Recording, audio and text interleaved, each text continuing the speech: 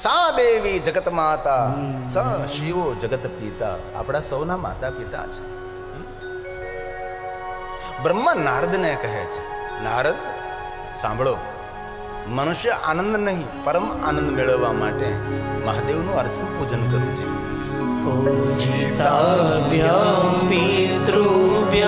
આપણા સૌનો પિતા છે, જગત પિતરમ શંભો.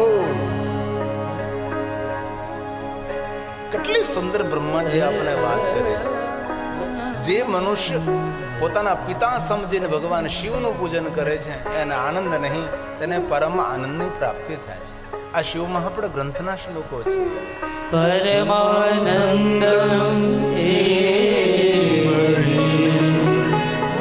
પરમાનંદનમ લાભાર્થમ શિવલિંગ પ્રપૂજ્યતે. શિવલિંગ વિશેષ પ્રકારે ભગવાન મહાદેવના લિંગ સ્વરૂપની પૂજા કરે.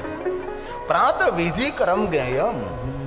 પ્રાતકાલ ભગવાન મહાદેવનું પૂજન અર્ચન દર્શન કરવું એ તો આપણું કર્તવ્ય છે. જે પ્રાતકાલે શંકરજીનું સ્મરણ નથી કરતો, મહાદેવને યાદ નથી કરતો, શિવજીના શિવાલય દર્શન કરવા નથી જતો, એ પ્રકૃતિનો ઋણી રહે છે. તેથી જીવનના હજારો નહીં અગણિત કામોને કાર્યોને છોડી અને ગામના શિવાલયે જવું જોઈએ.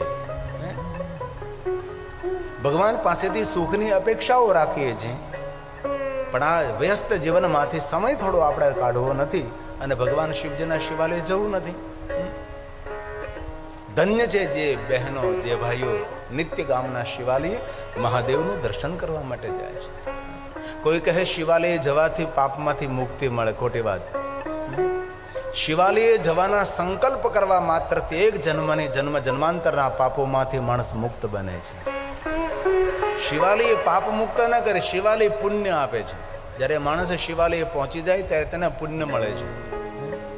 તેથી માણસે શિવાલયે જવું જોઈએ. ભગવાન શંકરજી આપણી રાહ જોવે છે કે ક્યારેક તો મારી પાસે આવો, ક્યારેક તો મારી પાસે આવો. અને 24 કલાક જાગતો દેવ છે. તમે એટલું તો વિચારો, કોઈ પણ માણસ કોઈ પણ સમયે ભગવાન શિવની પાસે જઈ શકે છે. મહાદેવની પૂજા અર્ચન દર્શન માટે કોઈ મુહૂર્ત જોવાની જરૂર નથી. દરેક મુહૂર્તમાં મંગલ છે. કોઈ પણ ચોઘડિયું જોવાની જરૂર નથી. કાલ ચોઘડિયામાં પણ ભગવાન શિવનું પૂજન થાય, કારણ કે ભગવાન શિવ કાલનો પણ કાલ, એ મહાકાલ છે.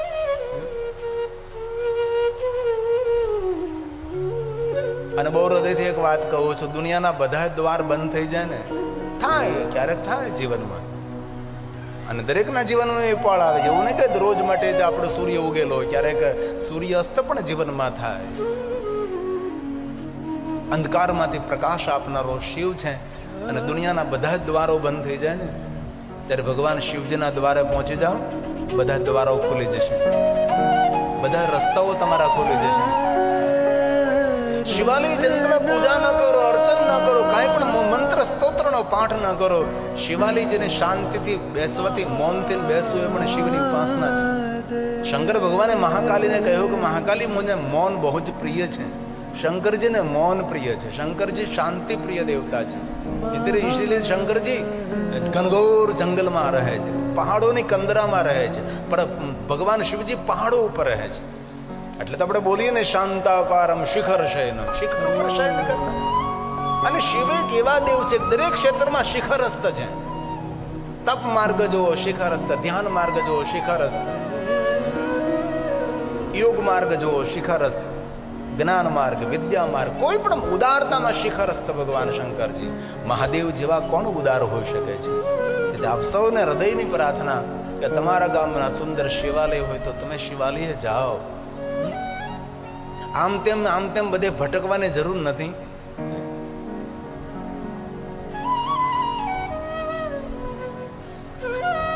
આજ કોઈક સવારમાં કોઈ કુંડલી લઈને ભાઈ આવ્યો હતો. કુંડલી આવે ને, કુંડલી બનાવે, જન્મ કુંડલી. તો મને કે આમાં કેમ ઠીક છે? મેં તો કુંડલીના ગ્રહો બધા આગા પાછા હોય, પણ તમારી મુંડલી જો એકવાર મહાદેવને અર્પણ કરજો ને તો કુંડલીના બધા ગ્રહો સીધા થઈ જાય. આ કે જીવનને સાર્થક કરવું હોય તો શિવજી પાસે પહોંચવું પડે છે. અને કોઈ પણ માણસ કોઈ પણ સમયે શિવજીની તો કેટલી સરસ દુનિયા છે, કોઈ મુહૂર્ત જોવાની જરૂર નહીં. શિવાલય જવું જોઈએ. અને જ્યારે શિવાલય જાઓ ત્યારે પહેલા પગથિયાને પગે લાગો, ગણોને મનોને પગે લાગો, નંદી મહારાજને પ્રણામ કરો, કુર્મને પ્રણામ કરો. એનું પણ એક મોટું વિજ્ઞાન છે કુર્મ નંદીનું. ગણપતિ મહારાજને પ્રણામ કરો, હનુમાનજી મહારાજને પ્રણામ કરો, ત્યારબાદ આદ્યશક્તિ ભવાનીની વંદના કરો અને ભગવાન શંકરજીને પ્રણામ, સાષ્ટાંગ પ્રણામ, દંડવત પ્રણામ કરો. અને જે તમે લઈ ગયા હોય તે લિંગ અને પીઠથી દૂર અર્પણ કરો. લિંગ અને પીઠ ઉપર ફલ, પૂંગી ફલ, શ્રીફલ ન મુકાય. શિવલિંગ એ સાક્ષાત શિવ છે, પીઠ એ સાક્ષાત જગદંબા છે. જે તમે લઈ ગયા છો એ શિવલિંગ અને પીઠથી દૂર રાખો. પીઠ ઉપર ટેકો ન દેવાય, પીઠ ઉપર દીપ ન રખાય, પીઠ ઉપર કોઈ વસ્તુ ન રખાય, કારણ કે સાક્ષાત એ જગદંબાનું સ્વરૂપ છે. જે તમે લઈ જાઓ છો એ લિંગ અને પીઠથી દૂર રાખો. અને કોઈ પણ દેવતાને પ્રણામ કરો. નમસ્કુર્યા દૂરતઃ, દૂરથી પ્રણામ કરો. કોઈ મૂર્તિ, કોઈ પ્રતિમાને સ્પર્શ ન કરો, કોઈ સાધુને સ્પર્શ ન કરો, કોઈ આચાર્યને સ્પર્શ ન કરો, કોઈ બ્રાહ્મણને સ્પર્શ ન કરો. જેવી રીતે અગ્નિ સાથે આપણે વ્યવહાર કરીએ એવી રીતે સાધુ સંત મહાપુરુષો, વિદ્વાનો, આચાર્યો, દેવ પ્રતિમા, દેવ મૂર્તિઓ સાથે આપણે વ્યવહાર કરવો જોઈએ. અગ્નિને સ્પર્શ કરીને પ્રણામ નથી, અગ્નિને દૂરથી આપણે નિહાળીએ છીએ. તેથી કોઈ દેવ મૂર્તિઓને સ્પર્શ ન કરો. ભગવાન શિવજીના શિવાલયે જઈ અને ભગવાન શિવની પરિક્રમા કરો. શિવની પરિક્રમા પૂર્ણ ન થાય, કારણ કે જીવ અપૂર્ણ છે, શિવ પૂર્ણ છે. પૂર્ણાનંદની પરિક્રમા અપૂર્ણ જીવ કોઈ દિવસ કરી ન શકે. તેથી આપણે જલધારીઓથી પાછું ફરવાનું છે અને ફરી પાછું પરિક્રમા કરવા જવાનું. પરિક્રમા નંદી અને કુર્મ આવવા જોઈએ, એને પૂર્ણ પરિક્રમા કહેવાય છે. નંદી અને કુર્મ દૂર હોય જો ન કરો તો ચાલે, દોષ નથી, પણ એક નિયમ છે. ફરીવાર પરિક્રમા કરવા જવાનું. ભગવાન શિવજીને સ્નાન કરાવેલું જલ આંખ ઉપર ને મસ્તક ઉપર ધારણ કરવાનું. ગૌમુખીમાંથી જલ નીકળતો હોય ત્યાં થોડુંક સાવધાની રાખવી. ઘણીવાર એ ગૌમુખીની અંદર સર્પ પણ બેઠેલો હોય છે, એ થોડી સાવધાની. કારણ કે આપણે હાથ મૂકીને સર્પ બહાર નીકળે, ડંખ મારી દે. અમારે એકવાર એવું શિવાલયમાં થયેલું હતું. અમારે જ્યાં સાવરકુંડલાની બાજુમાં એક ગિરધર વાવ સોમનાથ મહાદેવનું શિવાલય છે, બહુ પ્રાચીન. કોઈ છોકરો પરિક્રમા કરતો હોય ત્યાં આમ જલ આમ કરવા ગયો તો પેલા હરપને કહે કે આ કાંઈક જીવ જંતુ હોય, ધાર પછી તો અંદરથી નીકળ ડંખ મારી દીધો. આવું થઈ શકે, સાવધાની જરૂરી છે. એકી સંખ્યામાં પરિક્રમા કરો, 1 કરો, 3 કરો, 5 કરો. પરિક્રમા કરવા જતો હોય તેને બહારની બાજુમાં રહેવું, પરિક્રમા કરીને આવતા હોય તેને અંદરની બાજુમાં રહેવું. આવી રીતે ભગવાન શિવની પરિક્રમા કરવી. મહાદેવનું દર્શન કરીને ઘરે ઘરે જતા જતા ફરીવાર પુનઃ ભગવાનને પાછા ફરીને દર્શન કરવું. જે ભગવાન શિવજીનું દર્શન કરીને જતો જતો પુનઃ દર્શન, ફરીવાર દર્શન કરે છે તેને શિવલોકમાં ગયા પછી મૃત્યુલોકમાં પાછું ફરવું નથી. તેથી પુનઃ દર્શનનો પણ મહિમા છે. ક્યારે સ્નાન ન કર્યા હોય, અપવિત્ર હોય, શિવાલયે જઈને દર્શન કરવા ન જઈ શકીએ, ઘરની અંદર જન્મનો સૂતક હોય, મૃત્યુનો સૂતક હોય, એ સમયે શિવાલયની અંદર જઈને દર્શન કરવા ન જઈ શકીએ તો શિવાલયના શિખરનું દર્શન કરવું, શિવાલયની ધજાનું દર્શન કરવું. શિવ દર્શનનું ફળ પ્રાપ્ત થાય છે. જે માણસ નિત્ય ભગવાન મહાદેવના શિખરનું દર્શન કરે છે, નિત્ય ભગવાન મહાદેવની ધજાનું દર્શન કરે છે, તે માણસના જીવનની જ્ઞાન, વિદ્યા, પ્રતિષ્ઠાની ધજા હંમેશને માટે આકાશમાં ફરકતી રહે. તેની ધજા કોઈ નીચી ન પડે. તેથી મહાદેવની શિવાલયની ધજાનું દર્શન કરવું. અવસર મળે તો શિવજીને ધજા જ્યારે ચડાવવી, શિવજીને ધજા અર્પણ કરવાનો પણ એક મહિમા છે. આપણે પૂજા ન કરી શકીએ, પૂજારી પૂજા કરતા હોય તેને પૂજાની સામગ્રી પૂર્ણ પાડી. એ બધી મારી પાસે એક શ્લોકો છે બધા જ, પણ બધા શ્લોકો બોલું તો તમારે સમય પણ ઘણો જતો રહે. તેથી વિવરણ કરું છું કે ભગવાન મહાદેવના શિવાલયમાં પૂજાની સામગ્રી અર્પણ કરવાનું કેટલું પુણ્ય મળે છે. જે પૂજારી છે પૂજાને સહાય કરવાનું કેટલું પુણ્ય મળે છે. જે પૂજારી પૂજા કરતા હોય તેને ચંદન ઘસીને તૈયાર કરીને આપવાનું કેટલું પુણ્ય મળે છે. જે પૂજારી પૂજા કરે છે તેને બિલોપત્ર અને પુષ્પને અને પૂજાની વસ્તુ બધી અર્પણ કરવાથી, તેલ અને દિવેલ અર્પણ કરવાથી કેવું પુણ્ય મળે છે તેના બધા શ્લોકો શિવ મહાપડ ગ્રંથની અંદર છે. તેથી જ્યાં જ્યાં શિવાલયો હોય ત્યાં ત્યાં ખૂબ સેવા આપવી. શિવાલયે જઈને ભગવાન શિવની પૂજા કરવાનો મહિમા અનંત છે. પણ ભગવાન મહાદેવની શિવની પૂજા કરવાનું જે પુણ્ય મળે છે તેના કરતાં કરોડો ગણું પુણ્ય શિવાલયે જઈને આંગણું વાળવાથી ને ઝાડું મારવાનું પુણ્ય તેનાથી કરોડો ગણું પુણ્ય થાય છે. તેથી શિવાલયે જઈને ક્યારેક સેવા કરવી. શિવાલીનું આંગણું બુહારવું, આંગણું વાળવું, હાવણી લઈ શિવાલીની સાફ સફાઈ કરવી, શિવાલીની અંદર ચોખ્ખાઈ રાખવી, આનું પુણ્ય બહુ છે. તમે ક્યારે સુવર્ણ મંદિર પંજાબ ગયા હોય તમને ખબર હોય, સુવર્ણ મંદિર પંજાબની અંદર મોટા ઘરની બધી બહેનો એ પોતાના દુપટ્ટાથી એ જે મંદિરની સીડી સાફ કરતી હોય, મંદિર સાફ કરતી હોય પોતાના દુપટ્ટાથી, અને ત્યાં બધા ભાઈઓ જે દર્શનાર્થીઓ આવે તેના બૂટ ચપ્પલ બેઠા બેઠા સાફ કરતા હોય છે, સેવા કરતા હોય છે. કારણ કે ગુરુદેવ નાનક દેવે સેવા મંત્ર આપ્યો છે. આપણા શિવાલયની અંદર પણ સેવા કરવાનું બહુ જ પુણ્ય છે. તેથી ક્યારેય શિવાલયે જાઓ, પૂજા કરવાનું જે પુણ્ય મળે તેના કરતાં કોટી ગુણનું પુણ્ય ભગવાન શિવજીના શિવાલય જઈને સેવા કરવાથી મળે છે. પણ સેવા કરનારા ઓછા હોય છે. અને તપોધન બ્રાહ્મણ માટે, દશનામ માટે બહુ જ મોટું પુણ્યનું કામ છે. અને બે જ અધિકાર છે. તપોધન બ્રાહ્મણોને શિવમાં પણ સંમત અધિકાર છે, અને દશનામ સમાજને આદિ જગદગુરુ શંકરાચાર્ય મહારાજ સંમતિથી તેને અધિકાર છે. પૂજા દરેક વ્યક્તિ કરી શકે છે, પણ પૂજા ઉતારવાનો અધિકાર, શંકરજીની પખાણ કરવાનો અધિકાર એ તપોધન બ્રાહ્મણને છે અને દશનામ સમાજને છે. ગિરિપુરી, ભારતીય, વાનર, તીરથ, સાગર, સરસ્વતી એમને અધિકાર છે. પૂજા ઉતારવાનો અનંત પુણ્ય મળે છે. તેથી તમારા ગામમાં શિવાલય હોય, શિવાલયને રંગરોગાન કરજો, શિવાલયનો જીર્ણોદ્ધાર કરજો. શિવાલયની આજુબાજુ ફૂલ છોડ વાવવાનો મહિમા છે. શિવજીને ફૂલ ચડાવવાનો મહિમા છે. એના કરતાં કરોડો ગણો મહિમા આજુબાજુ ફૂલ છોડ વાવવાનો મહિમા છે. અને બીજી એક હૃદયની વાત કરું, મારી પાસે પ્રમાણ સાથે હું કહી શકું છું. શિવજીને જલાભિષેક કરવાનો મહિમા છે, અને તેના કરતાં કરોડો ગુણું પુણ્ય શિવાલયની આસપાસ જે વૃક્ષો હોય ને તેને જલ અર્પણ કરવાનો પુણ્ય છે.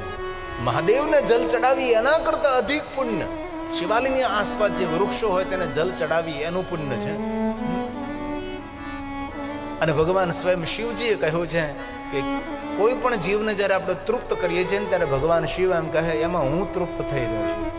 જ્યારે કોઈ જીવનો અનાદર કરીએ છીએ ત્યારે ભગવાન શિવ એમ કહે છે એ કોઈ જીવનો અનાદર નથી કરતો, એ મારો અનાદર કરે છે. શિવ ભક્ત કેવો હોય છે? શિવ ભક્તોના લક્ષણો શું? મન અશાંત હોય ત્યારે ભગવાન મહાદેવને જલાભિષેક કરો, બાબાને જલ ચડાવો, મન શાંત થશે. જ્યારે ભગવાનને જલ ચડાવે ત્યારે આપણું તન પાત્ર પકડે છે, મન આપણું ધારા તૂટે નહીં તેમાં હોય છે, અને વાણીથી આપણે મંત્રો બોલતા હોય છે. તેથી વાણી, મન અને તનનો સમન્વય ભગવાન મહાદેવને આપણે જલાભિષેક કરીએ છીએ. કોઈ જગ્યાએ અશાંતિ લાગતી હોય, અશાંત મન હોય, ઉદ્વેગથી ભરાયેલું, તાપ અને સંતાપથી ખરડાયેલું મન હોય, એ સમયે ભગવાન શિવને અભિષેક કરો. ભગવાન રામજી લક્ષ્મણજીને વારંવાર કે ચાલ લક્ષ્મણ આપણે ભગવાનને જલાભિષેક કરીએ. અરે દ્વારકાધીશ કદમ કદમ પર ભાઈ બલરામને સાથે લઈને અભિષેક કરે, 5 પાંડવને માર્ગદર્શન કરે. તો કોઈ પણ કાર્ય કરતા પહેલા મહાદેવને જલાભિષેક કરો.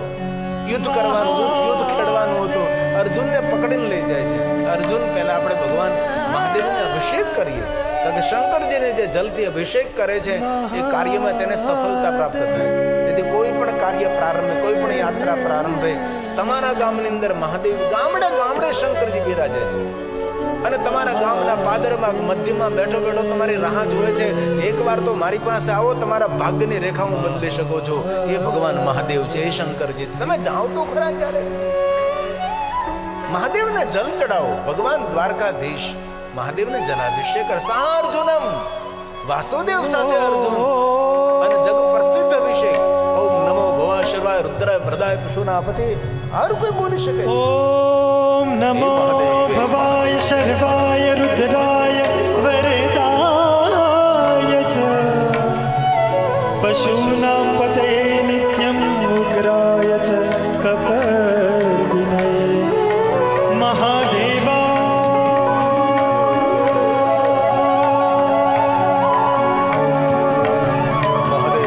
મહાદેવાય ભીમાય ત્ર્યંબકાય શિવાય ચ ઈશાનાય મખગ્રાય નમસ્તે મખગાય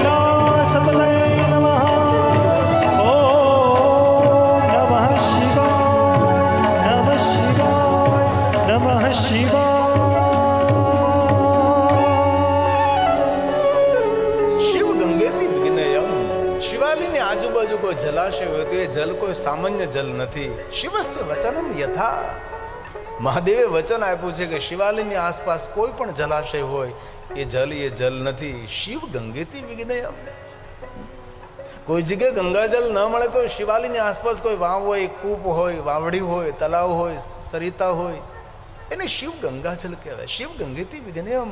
ઓર સ્વયં શિવ કહે શિવસ્ય વચનમ યથા, મહાદેવે વચન આપેલું છે. તેથી જો જીવનને મંગલમય બનાવવું હોય તો જીવનના અનેક કામો છોડી અને સવારમાં શિવાલયે જવું જોઈએ.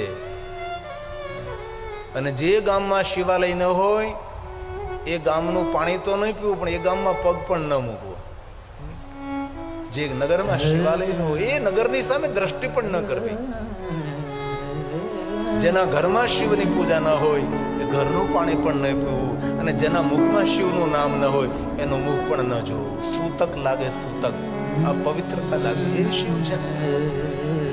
इसलिए प्रात विधि करम, प्रातकाल भगवान શિવનું દર્શન કરો. આપણું કર્તવ્ય છે, જવું જોઈએ. આગળ આમાંથી પૂછું તો 25% લોકો નીકળે રોજ શિવાલય જવા વાળા હોય. જવું જ નથી. અને આત્મઘાતે કોને કહ્યું ખબર છે?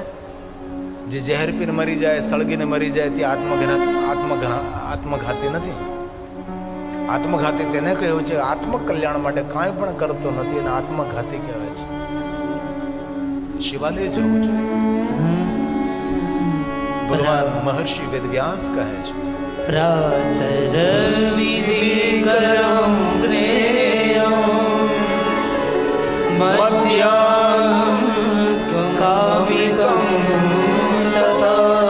મધ્યાહન જ્યારે શિવનું દર્શન કરો ત્યારે કામનાઓની પૂર્તિ થાય છે. તેથી મધ્યાહને જવું જોઈએ દર્શન કરવા માટે. ભલે ભાઈ પ્રાતકાલ ન જઈ શકો, મધ્યાહન ન જઈ શકો, પરંતુ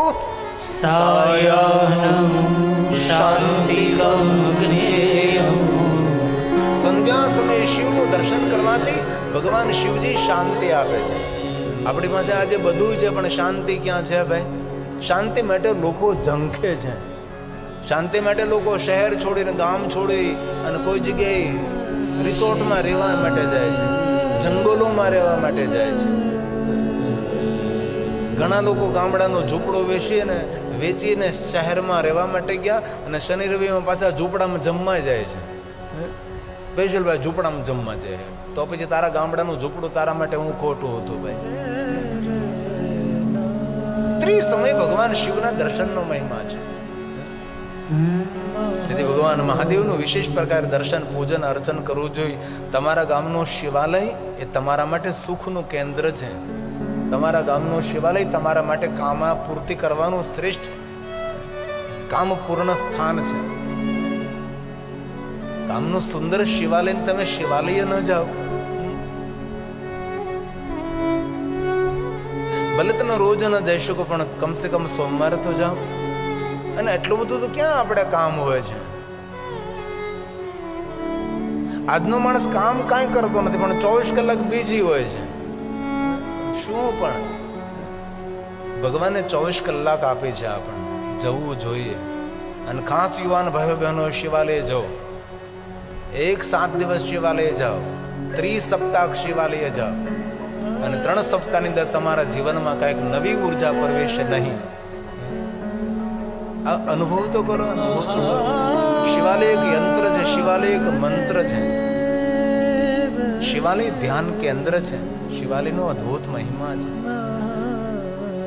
તેથી ભગવાન મહાદેવનું દર્શન, પૂજન, અર્ચનનો અલૌકિક મહિમા છે. શિવ મહાપડ ગ્રંથમાં અનેક સંવિધોની, અનેક સામગ્રીઓની પૂજાનું વર્ણન છે. પરંતુ ભગવાન મહર્ષિ વેદવ્યાસજીએ પણ કહ્યું છે કે ભગવાન મહાદેવની પૂજા કરતા કરતા આપણા જીવનના જે આપણા કર્મો છે બદલવા જોઈએ, કર્મ બદલવા જોઈએ. કથા શા માટે? કથા જીવનના પરિવર્તન માટે છે, આધ્યાત્મિક મોટિવેશન છે. આપણે કથા સાંભળીએ અને આપણા જીવનમાં કોઈ પણ પરિવર્તન ન આવે તો કથાનું શ્રવણ કર્યું, શ્રવણમ મંગલમ. પણ જીવનનો આનંદ તો મેળવવો હોય તો જીવનમાં પરિવર્તન જરૂરી છે. તેથી મહાદેવે એમ કહે છે કે મારા ભક્તોનું પહેલું લક્ષણ છે મૌન રહેવું. શિવને બહુ જ વાલો લાગે છે જે મૌન રહે છે. બડબડાટ બંધ કરીએ, આપણે મૌન રહીએ. સામેનો માણસ ગમે એટલું બોલે, આપણે બોલવાની શું જરૂર છે? મોઢામાં ગમે એટલી ખંજવાળ આવે, પણ એક જીભ એવી છે કે જીભ પર ખંજવાળ આવે તો બોલવું જ પડે. બીજી કોઈ જગ્યાએ ખુજ લેવા તો ખંજવાળેલી, પણ જીભ ઉપર તો ખંજવાળે તો બોલ્યા વગર રહે જ નહીં. તેથી આજથી નિર્ણય લેવો, વધારે વધારે મૌન રહેશું. મૌન રહેવાથી ભીતરી શક્તિ વધે છે, રોગ પ્રતિકારક શક્તિ વધે છે. મૌન રહેવાથી રૂપ વધે. મૌન રહેવાથી યુવાની સ્થાયી રહે છે. માણસ જલ્દી ગરડો ન બને જે માણસ મૌન રહે છે. કારણ કે જ્યારે બોલીએ ત્યારે આપણે શ્વાસની ગતિ અટકી જાય છે. આપણે બોલવાનું, શ્વાસ લેવાનું બંને સાથે ન થઈ શકે. જ્યારે બે શબ્દો વચ્ચે થોડો ગેપ મળે એની અંદર શ્વાસ માણસ લેતો હોય. જ્યારે બોલતો હોય ત્યારે માણસ શ્વાસ ન લઈ શકે. તેથી માણસને બોલવાનો થાક લાગે છે. 10 કિલોમીટર માણસ ચાલે ને 1 કલાક બોલે, માણસને એટલો તેનો બોલવાનો. એટલે બોલો ત્યારે શ્વાસ અટકી જાય, એટલે પ્રાણવાયુ શરીરને ઓછો મળે, ઓક્સિજન ઓછો મળે, તેથી માણસને બોલવાનો થાક લાગે છે. બહુ બોલનારો માણસ જલ્દી વૃદ્ધ બને છે. તેથી મૌન રહેવું. શંકરજી વધારે મૌન રહે છે. તેથી આજથી નિયમ ધારણ કરીએ, આજથી હું મૌન રહીશ. કારણ કે ગુરુ મહારાજનું સ્થાન છે ને, જગાબાપા આપણા સૌના ગુરુ છે. આજ ગુરુવાર છે. ગુરુદેવના સાનિધ્યમાં નિયમ લઈએ આપણે કે મૌન રહેવું. અને આજથી તમે મૌન થઈ જાઓ, ઘરે જઈને બોલો નહીં, તો ઘરના લોકોને ખબર પડે કે આમાં કઈ પરિવર્તન આવ્યું છે. અને કથા સાંભળી લેખે લાગે છે, એવું લાગે છે હવે આ માણસ કેટલું બોલતો હતો, મૌન થઈ ગયો છે. મૌન રહેવાના બહુ બધા લાભ છે. તેથી પહેલો નિયમ શંકરના, મહાદેવના ભક્તોનો મૌન રહેવું. બીજો નિયમ મહાદેવના ભક્તોનો શાંત રહેવું. શંકરજી શાંત રહે છે. શાંતાકારમ શિખર શયનમ નીલકંઠમ સુરેશમ. શિવજી શાંત રહે છે. તેથી મહાદેવના ભક્તોનું બીજું લક્ષણ છે શાંત રહેવું. સામેનો માણસ ગમે તેટલો ઉગ્ર થાય, પણ આપણે ઉગ્ર થવાની જરૂર નથી, આપણે શાંત રહેવાનું છે. આ મહાદેવના ભક્તોનું લક્ષણ છે. આમ તો 32-33 ઘણા બધા લક્ષણોનું વર્ણન છે. એમાંના થોડા લક્ષણો આપણે ઉતારીએ આપણા જીવનમાં. પોતાની જાતને સમજાવવાની છે, મારે શાંત રહેવાનું છે, શાંત રહેવાનું છે, શાંત રહેવાનું છે. ત્રીજો નિયમ મીઠી વાણી બોલવાની છે. સામેનો માણસ ગમે એટલા કડવા શબ્દોનો વરસાદ વરસાવે, પણ આપણે મીઠું બોલવું. ઘરમાં સ્વર્ગના સુખો ઊભા કરવા હોય તો આજથી મધુર બોલવાનો પ્રયાસ કરો. મીઠી વાણી બોલો. મીઠી વાણી આપણને પણ સુખ આપે છે અને જે સાંભળે તેને પણ સુખ આપે છે. તેથી મધુર બોલવાનો પ્રયાસ કરો. 3 નિયમ. ચોથો નિયમ, કોઈની ગંદી વાત સાંભળવી નહીં, કોઈની ગંદી વાત કરવી પણ નહીં. કાન કચરા પેટી નથી. કોઈના કાનમાં ગંદી વાત કહેવી નહીં. તેનું અંતઃકરણ, તેનું ચિત્ત ખોરવાય છે. સારી વાત હોય તો જોરથી પોકારીને કરો, પણ ગંદી વાત કોઈની હોય તો એ વાતને દફનાવી દો, એ વાતને દબાવી દો, એ વાતને ત્યાં સળગાવી દો. ત્યાંથી વાતને પૂર્ણ વિરામ કરો. 5મો નિયમ, શુદ્ધ શાકાહારી નિર્વ્યસની રહેવું. ભોજન આપણું પવિત્ર હોવું જોઈએ. કારણ કે અન્ન એ ઔષધિ છે, અન્ન એ આપણું જીવન છે. જે તમે ભોજન કરી રહ્યા છો એ જ આપણું જીવન છે. તેથી આપણું ભોજન પવિત્ર ભોજન હોવું જોઈએ. એક પણ વ્યસન નહીં હોવું જોઈએ. નહીં તમાકુ, નહીં ગુડકા, નહીં બીડી, ન ગાંજો, ન ધતુરો, ન સિગારેટ. ભગવાનનું આપેલું સુંદર શરીર છે. શા માટે બીડી પીતો હોય તેને ઓછી નુકસાન કરે છે, બાજુ હોય ને તેને બમણી નુકસાન કરે છે. કારણ કે જે માણસ બીડી પીવે તેને ચોખ્ખા ધુમાડા મળે છે, અને બાજુ હોય તેને એના પેટમાં જાય, ફેફડામાં જાય, નાકમાંથી બહાર નીકળે પછી આપણને મળે છે. તેથી કથા સાંભળ્યા પછી બીજું કાંઈ ન કરો. કથા સાંભળ્યા પછી, જો કે આપણું ગામ તો નિર્વ્યસન નહીં, આપણો વિસ્તારમાં તો કોઈને વ્યસન હોય જ નહીં. આપણા વિસ્તારમાં તો કોઈ તમાકુ ન ખાતું હોય, માવો ન ખાતું હોય, ગુડકા ન ખાતું હોય, આપણા વિસ્તારમાં તો કોઈ બીડી પણ ન પીતું હોય. અને બીજી વાત ન કહેવાય પણ કહું છું કે બીડીનો સગો ભાઈ અગરબત્તી છે. અગરબત્તી ખુલ્લામાં કરાય છે. બંધ મકાનમાં, બંધ મંદિરમાં અગરબત્તીનો ધુમાડો એ ફેફડામાં જાય છે. અગરબત્તીની સુવાસ એ કેમિકલોમાંથી ઊભી કરવામાં આવે છે. ઓર્ગેનિક અગરબત્તી હોય તો વસ્તુ અલગ છે. આપણે મંદિરોમાં ધૂપ કરીએ, પણ ધૂપ થોડો કરીને ધૂપિયાને આપણે બહાર મૂકી દેતા હોય છે. પછી મંદિરમાં એ ધૂપિયો ન રહે. તેથી જીવનને આપણે બદલીએ તો આપણા જીવનમાં વિશેષતા આવશે. તેથી ભગવાન મહર્ષિ વેદવ્યાસે કહ્યું છે કે આ બધી પૂજા, અર્ચન, દર્શન ત્યારે જ આપણા જીવનમાં ફલદાયી બને છે ને એવમ જ્ઞાતવા નરકોર બને. જ્યાં સુધી આપણા કર્મોને નહીં બદલીએ ત્યાં સુધી આ બધું જ આપણા માટે લેખે નહીં લાગે.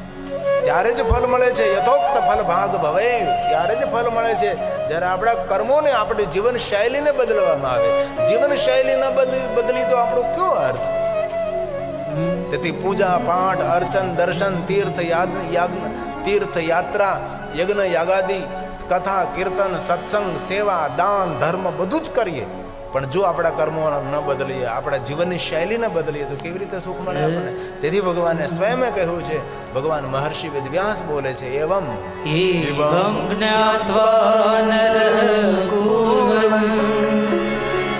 યથોક્ત ફલભાગ ભવે. યથોક્ત ફલ ભાગ ભવે. કલો યુગે વિશેષેણ ફલ સિદ્ધિસ્તુ કર્મણા. ફલ સિદ્ધિસ્તુ કર્મણા. જેવા કર્મો કરશો તેવા ફલ પ્રાપ્ત થશે, આવું ભગવાને કહ્યું છે. તેથી કર્મો સુધારવા. કઠોર પુરુષાર્થ કરતા ભલે અડધો રોટલો મળે, ખાઈને લેર કરવી. અનિતિનો એક રૂપિયો આપણા ઘરમાં ન આવે તેની સંપૂર્ણપણે તકેદારી રાખવી. કારણ કે આપણા કર્મો આપણે જ ભોગવવાના છે. આપણા કરેલા કર્મો કાંઈ નહીં આપણી પત્ની ભોગવે, નહીં આપણા સંતાનો ભોગવે, નહીં આપણો પરિવાર ભોગવે. આપણા કર્મોનું ફલ આપણે પોતે ભોગવવાનું છે. એના દંડના પાત્ર આપણે પોતે છે. તેથી સારા કર્મો કરે. કર્મ પ્રધાન વિશ્વ રચી રાખા. જ્યારે જગતનું પ્રાગટ્યકરણ થયું ત્યારે રુદ્રદેવે બ્રહ્માના કહ્યું કે બ્રહ્માજી, તમે કોઈને સુખ નહીં આપી શકો, તમે કોઈને દુઃખ નહીં આપી શકો.